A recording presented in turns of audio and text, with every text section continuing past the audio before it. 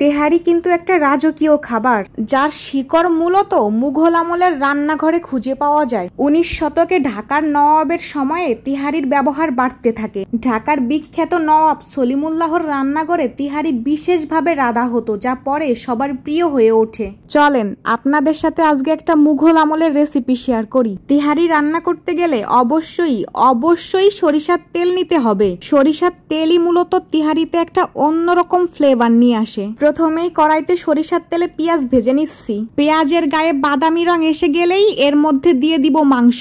আমি আজকে তিহারি রান্না করার জন্য এখানে 500 গ্রামের থেকে একটু বেশি গরুর মাংস নিয়ে নিচ্ছি।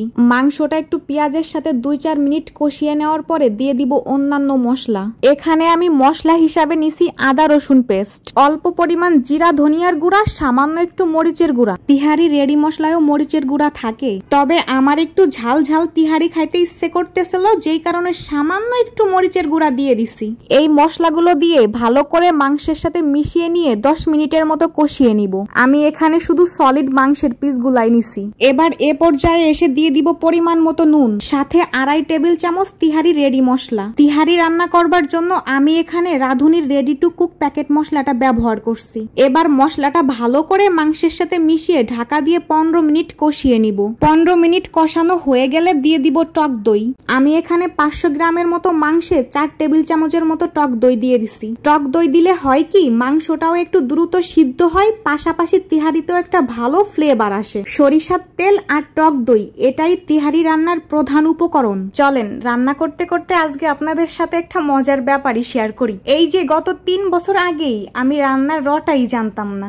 এখনো যে অনেক রান্না পারি তা না, তবে শখের ব্যাটারে খুশি করার মতো রাঁধুনি আমি হয়ে গেছি। ওই যে আমাদের সমাজে যা হয়, বিয়ের আগে মেয়েরা রান্নার ধারে কাছেও যায় না, আমার ক্ষেত্রেও ব্যতিক্রম হয়নি। তারপর আবার বিয়ের পর মোটামুটি সেরা রাঁধুনি। যাই হোক, টক দই দিয়ে ভালো করে কষিয়ে নিয়ে এই পর্যায়ে এসে দিয়ে দিব 1 কাপের মতো পানি, ভালো করে মাংসটা যাতে সিদ্ধ হয়। ওই যে আপনাদের রান্নার কথা যা বলতেছিলাম, রান্নার কিছুই পারতাম না, আর এখন আলহামদুলিল্লাহ মোটামুটি সব রান্নাই টুকটাক পারি। রান্না হচ্ছে এক্সপেরিমেন্ট, আপনি এটা যত করবেন আপনার এক্সপেরিয়েন্স তত বাড়বে।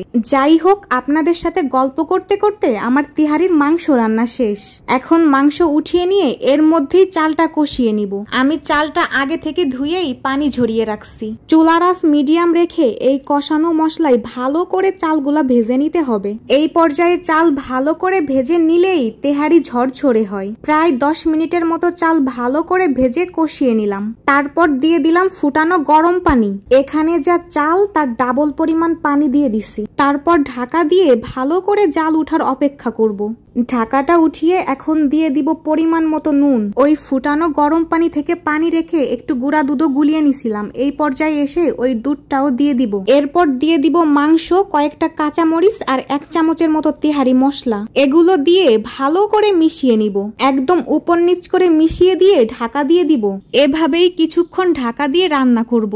তারপর ঢাকাটা সরিয়ে আবার ভালো করে নাড়াচাড়া দিয়ে মিশিয়ে নিতে হবে। এ পর্যায়ে এসে ভালো করে নাড়িয়ে চাড়িয়ে উপর নিচ মিশিয়ে না দিলে নিচে আবার লেগে যাওয়ার ভয় থাকে। তিহারি যেমন রাজকীয় একটা মজার খাবার, পাশাপাশি এটা রান্না করাও খুবই সহজ। তিহারি বিরিয়ানি এইগুলার নামেও একটা রাজকীয় ব্যাপার আছে। আর তিহারি বিরিয়ানি রান্না করতেও আমার খুবই ভালো লাগে, কারণ এইটা আমার প্রিয় মানুষের পছন্দের খাবার রান্না করার মধ্যেও অন্যরকম ভালো লাগা, ভালোবাসা আছে। যাই হোক, আমার রান্না কিন্তু একদম শেষের দিকে। এই পর্যায়ে এসে আমি চুলার আঁচ একদম লো করে রাখছি। তারপর ভালো করে ঢাকা দিয়ে ঢাকনায় যে ছিদ্রটা আছে ওইটাও বন্ধ করে দিছি। এভাবে 15 মিনিটের মতো দমে রাখলেই রেডি মজাদার রাজকীয় তেহারি। এই যে এইটাই আমার তিহারির ফাইনাল লুক। লোভনীয় লাগছে না? দেখতে যেমন লোভনীয় লাগছে, খেতেও ছিল দুর্দান্ত। এমনি তো আর রাজকীয় খাবার হয়নি, এর স্বাদই অন্যরকম। আজকে এই পর্যন্তই। ভালো থাকবেন সবাই, টাটা।